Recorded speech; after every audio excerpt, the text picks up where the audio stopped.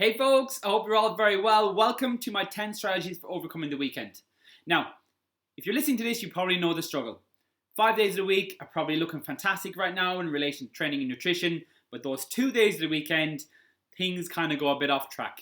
Regards nutrition, you might not get your training in, you might end up being a bit hungover and you overconsume food, and before you know it, you're in a new week and progress is limited. You haven't really noticed any changes from the previous week. Your strength isn't increasing, your body composition isn't changing. And being honest, this was something I struggled with for years. Now, the problem is that your body doesn't know the difference between a Monday and a Saturday. Okay? It doesn't know the difference between a Sunday and a Wednesday. For your body, every single day is the exact same. So even though in your mind the days are different and the routine of your day is different, what you put into your body doesn't make a difference. So we need to start looking at our whole calorie intake on a weekly basis as opposed to a daily basis. So for example, if you go on a night out, for example, and you have some drinks with friends, you're consuming some liquid calories, you need to account for those calories. If you're a bit hungover or on the way home from a night out, you go and stop off at a takeaway and you get some takeaway foods or not foods that are high in calories over the course of the weekend. Again, if you're over consuming calories, those extra calories are going to be stored as body fat. And what happens is a lot of people will probably stay on track and might be in a calorie deficit for 5 days of the week. Come the weekend, they're in a calorie surplus, and overall over the whole week, they're in a massive calorie surplus. So we need to try and overcome this and put strategies in place. So my number one strategy to overcome the weekend is to start banking or to start saving your calories. Now, what do I mean by this? If you're currently on a diet, if you're currently trying to shed some body fat, then you are in a calorie deficit, or you should be in a calorie deficit. Basically meaning you are eating less than you need, and in other words, your body is using body fat as energy. So if you're in a calorie deficit, instead of being in a calorie deficit only 5 days of the week, you need to think about your total calorie intake over entire 7 days. And I'm going to compare this to a money currency. Okay, so for example, if your current calorie intake in your calorie deficit, we'll say for argument's sake to make numbers easy, is 2,000 calories per day.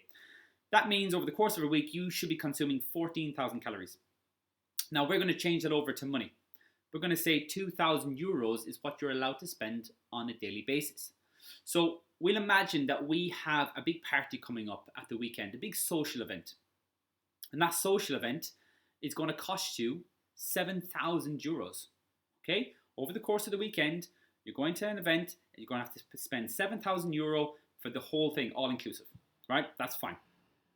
If this was financial terms, you would put away that 7,000 and you would survive on your other 7,000 for the remainder of the week.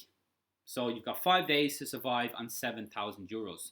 And how you would divide that up, some days you might spend a bit more than others. You would divide up whatever way you saw was best for you.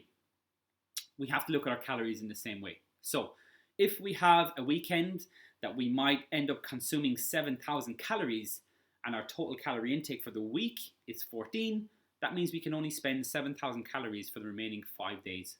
So I want you to start looking at it like that, because a lot of people will stay 2,000 calories Monday, Tuesday, Wednesday, Thursday, Friday, and that's fine, they're in their calorie deficit, but then on a Saturday they might consume 3,000 calories, and on a Sunday they could consume even 4,000 or 5,000 calories. So over the course of the entire week, they've actually gone into a calorie surplus, and therefore they're not going to burn any body fat.